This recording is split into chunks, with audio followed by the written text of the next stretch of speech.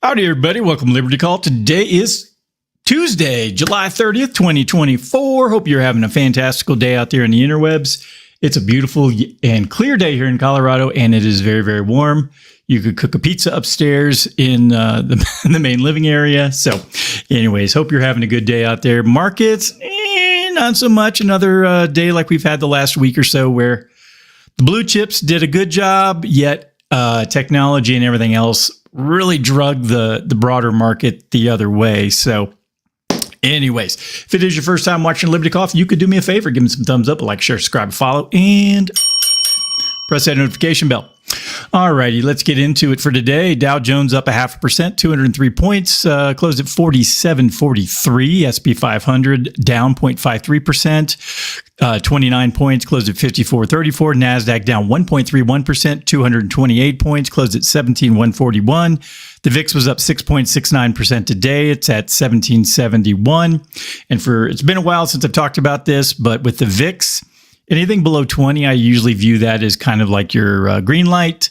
20 to 30 is your yellow light. When the VIX gets over 30, things are really in a pickle. So you probably want to, it's your red light, proceed with caution. So, all right, back to it. Canada was up 0.2%, Brazil down 0.5%, and Mexico down 0.28%. In Europe, Germany was up 0.56%, the UK down 0.22%, France up 0.42%, the Netherlands up 0.43%, Spain up 0.76%, Italy up 0.79%, Switzerland up 0.52%, and Portugal down 0.89%. Russian exchange is back in the green today. The MOEX up 1.35%, the RTSI up 1.62%. And the overnights, the Nikkei in Japan was down 0.01%, Australia down 0.46%, New Zealand up 0.4%. In China, the Shanghai was down 0.43%, the Shenzhen component down 0.54%, China A50 down 0.93%, DJ Shanghai down 0.31%, Hang Seng down 1.37%, and the Taiwan weighted up 0.27% for the day. All right, let's get over to the market recap. SP 500 stumbles as Fed kicks off its meeting. Tech earnings are eyed. All right. SP 500 fell on Tuesday, driven by declines in tech stocks amid cautious trading as the Federal Reserve began its two-day meeting. Investors are eagerly anticipating further earnings from major tech companies. Starting off with the Federal Reserve meeting, the Federal Reserve kicked off its two-day meeting today with expectations that it will maintain its current interest rates. However, following recent inflation data, investors are hoping Fed Chair Jerome Powell will signal a potential rate cut in September. Yes, please lower rates 0.25%. It's going to save the economy and save everything. I don't know. I think we've that cake has been baked and we're just waiting for it to cool off and cut into it because it's going to taste like crap. So I just don't think a minor rate cut, and we'll get to that in our third article today about that. So, where was I? Stifel noted that any positive indication regarding inflation reaching its target or an upward adjustment in the Fed's inflation assessment could increase the likelihood of a policy adjustment in September. Markets have already priced in a 0.25% cut for September, with some speculation of a 50 basis point reduction and 66 basis points easing expected by year end. Boy, there's some hopeful people out there. The meeting coincided with data showing that job openings slightly decreased to 8.18 million in June from 8.23 million in May, still surpassing economists' expectations. Continued labor demand continued to rise in consumer confidence, which increased to 100.3 in July from 97.8 in June. Tech earnings. Microsoft is set to report its June quarter earnings with significant attention on the adoption of AI technologies. Microsoft and NVIDIA are considered key indicators of global AI adoption. Additionally, Meta Platforms and Apple are scheduled to report their earnings on Wednesday and Thursday, respectively. Company performances. JetBlue, the stock soared 13% after reporting a surprise second quarter profit and announcing plans to deepen cost cuts. I mean, imagine waking up and be like, oh crap, we made money. I mean, like they didn't know that already. PayPal, their shares rose nearly 9% after the company raised its forecast for full-year adjusted profits, citing resilient consumer spending. Merck's stock fell 9% after the drug maker cut its full-year earnings forecast due to one-time charges from its acquisition of Eve Bio. And lastly, Pfizer's stock was up nearly 1% following its increase in its annual profit forecast, driven by better-than-expected sales of its COVID vaccine and antiviral treatment. Yeah. Are people still getting COVID shots? I mean, really? And rounding things out, gold prices or gold futures increased by 1% as investors sought the safe haven metal after Israel launched targeted strikes in Beirut, raising fears of an Israel-Lebanon conflict. Boy, those Israelis, they just cannot get along with anybody. I mean, it's strange, weird even. I'm rooting for the Arabs, unfortunately, because, the Zionists just don't make good neighbors. Next up, this one comes from Zero Hedge. Catastrophic JOLTS private sector job openings plunged to 6-year low as both hiring and quits crater.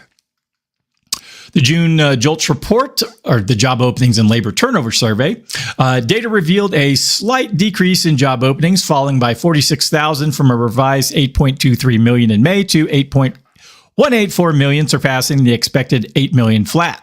This reduction was mainly attributed to a drop in government job openings. Oh, darn, less government jobs. I can already feel my wallet getting thicker already, which had shown an unexpected surge the previous month. Despite the decline, the overall drop was not as significant as anticipated. A deeper analysis shows a continued decline in private sector job openings, offset by a significant increase in government job openings, which reached a near record high of 1.094 million due to a 118,000 spike in state and local job openings. This manipulation in data suggests an artificial inflation of job numbers in the government sector to maintain a semblance of a robust labor market. I would be shocked if our government would be doing that with the numbers to make everyone out there in the public think that things are okay. They wouldn't do it, right? That's sarcasm for those who were just listening on audio, who couldn't see my face. Despite these anomalies, the number of job openings in June still exceeded the number of unemployed workers by 1.373 million, down from 1.581 million in May, marking the lowest margin since the summer of 21. The ratio of job openings to unemployed workers dropped to 1.24, a decline from 1.3 in May, reaching levels last seen before the COVID-19 pandemic. Additionally, the number of quits, an indicator of labor market confidence, fell by 121,000 in June to 3.282 million, the lowest since August of 20. The number of hires also decreased significantly by 314,000 to 5.341 million, the largest monthly drop since February of 23, bringing total hires to the lowest level since the depths of the COVID-19 lockdowns. The accuracy of these figures is questionable given the approximately 70% of the job openings data that is estimated due to low response rates of only around 33% in the JOLTS report. This raises concerns about the reliability of the reported numbers, especially at the time when the Biden administration is keen to project a strong labor market amidst broader economic challenges.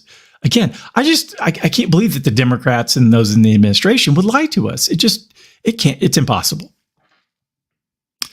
The significant increase in government job openings, despite a decline in hiring and quitting rates, suggests an effort to artificially inflate labor market strength. This manipulation reflects a debt-funded expansion of government employment rather than a genuine recovery in the labor market. The true state of the labor market will become clearer with further data releases. Well, that's some awesome news. All right, one last article here, also from Zero Hedge, titled "We Are Positioned for a Financial and Economic Crisis," and that part's in quotes. This comes via QTR Fringe Finance, and I think the person that they're talking about is Harris Cooperman. So let's get into this. Harris Cooperman, founder of Praetorian Capital, shared his latest market insights and fund positioning in his recent investor letter. Cooperman acknowledges the excitement surrounding AI and the impressive performance of NVIDIA despite not holding any shares. He notes that while some mega-cap companies have thrived, many equities, including his own holdings, have been range-bound due to a lack of significant financial performance improvement. Cooperman highlights Tidewater, a standout position that has seen dramatic price appreciation since he began buying in January of 2022. Tidewater's revenue and profitability have surged, reflecting an inflection in financial performance and and that the market has rewarded. However, he points out that other positions in his portfolio have not yet produced extraordinary results, leading to modest returns this year. Cooperman believes that the market is functioning as it should, rewarding companies with improving numbers and largely ignoring those without. He emphasizes the importance of investing in companies with tangible financial improvements rather than chasing speculative bubbles like AI. On the broader economic front, Cooperman expresses concern about the slowing U.S. economy, particularly in consumer-related sectors. He has reduced exposure across his portfolio, selling consumer-facing positions and underperforming small holdings. This strategy aims to concentrate his best ideas, and larger companies could benefit from passive index inclusion in their financial performance if their financial performance improves. Cooperman anticipates continued economic deterioration until the next round of fiscal or monetary stimulus, likely post-election. And that's, when I said earlier I'd get to this, that's really been my hypothesis, is that the Fed is probably not going to do anything significant. I mean, they may lower rates 0.25%. In the grand scheme of things, that doesn't really change a whole lot. What I imagine they'll probably do is when, the poop hits the fan and, things, start to really unravel, they're just going to cut rates back down to zero. And, basically the same, the same game plan that they've had for back in 2009, same thing in, 2020, just slash and burn, print money, make everyone think that, everything is okay by, just flooding the economy with stimulus. And, it helps for a short period of time. But then, the inflation, which we've seen over the last 4 years, the inflation kicks in from all that money printing. And then we're in a bigger problem. I mean, do you want home prices to go back, increase by 50% again, or, whatever the case may be, gas, food, everything is up 30 to 50%. So, it's one thing if it happens over a decade, like it did after the 2009 bubble or the housing crisis, where, interest rates were held at zero until 2016, 17, somewhere in that range. But the better part of a decade, interest rates were held low or at zero. And, but there wasn't a whole lot of money printing at the time. So we really didn't see a lot of inflationary pressure that kicked in immediately. So, but if they go with the same game plan they went with 4 years ago, I mean, it's just gonna be a mess right afterwards. So, this environment, characterized by potential volatility, calls for reduced exposure and maximum flexibility. Cooperman remains focused on identifying inflection points in financial performance and positioning his fund to capitalize on these opportunities while navigating the challenges of a slowing economy. And if you go down here at the bottom, you can click and it goes to his full newsletter, and you're welcome to peruse that at your leisure. So, all right. Well, that's everything that I had for today. If anyone needs anything from me, please go to DSAFinancialGroup.com. That's where all your financial needs can be solved. So give me a buzz if you need to get your financial crap together. All right. Well, like I said, that's everything that I had for today. All the news that was fit to be talked about. So hope everyone has a wonderful afternoon and evening, and I shall talk to you all next time. Adios.